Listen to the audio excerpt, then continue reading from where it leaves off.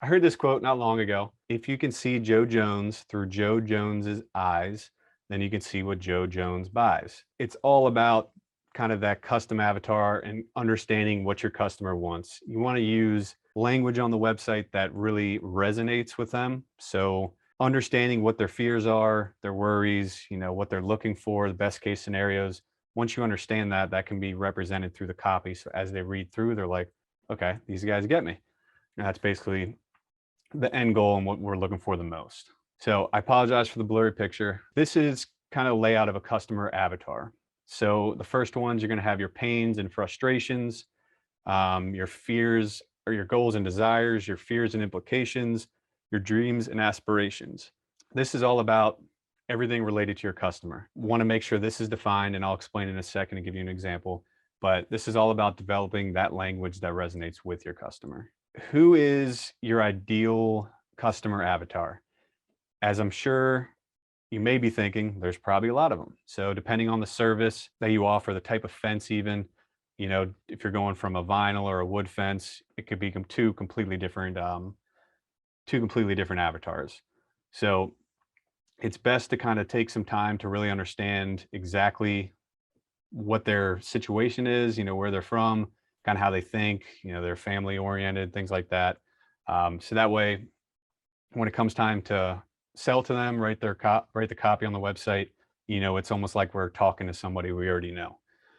So demographics, this was just an example, of course, but homeowner, 35 plus years old, good enough age where they have hopefully saved up some money.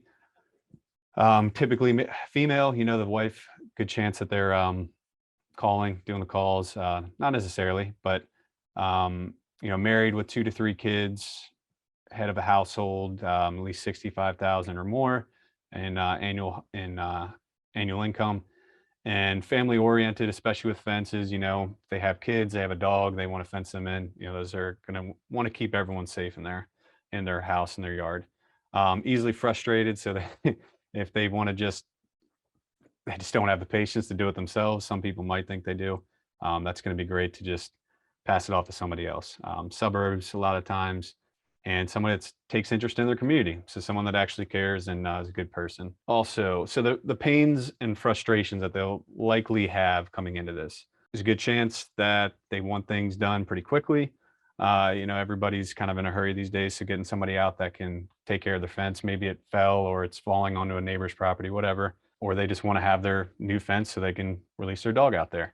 They just want to get things done, and they could be worried about how much it costs. So that could be one of their pains, just wondering if they can afford it. Or maybe even their neighbor's dog is constantly using the bathroom, their lawn as a bathroom. So they're just coming onto the property and they want to say, no more. And then we'll talk about fears and implications. So nobody wants to be ripped off or overcharged. And they're going into, if they're building a fence, pricey endeavor, they're going to want to make sure they can afford it and they're not going to get overcharged. And pick the right person. So they don't know, there's a good chance they don't know any fencing companies and they're just going from based off what they see Google. So making them feel good and comfortable is going to be, in your best interest, of course. And then, nobody wants to have their home damaged or any kind of problems with that. More so on the deck side, if, they're extending a deck and mess up the actual structure of the house, things like that. And nobody wants to wait. They're afraid they're gonna have to wait too long, or just not good communication with the company. They want to have their answers or their questions answered, and good communication throughout. Also, their goals and desires. So a lot of these are typical, more income, money, wealth, drive a nice car, a luxurious home. But specifically a fence and deck, they want to, like we were saying, have their dogs and kids. They can play outside. You can let them go out and play and not worry about them wandering off, things like that. The dog doesn't run away. And they just want this stuff behind them so they can, enjoy their pleasant time with their family and spend more time with them.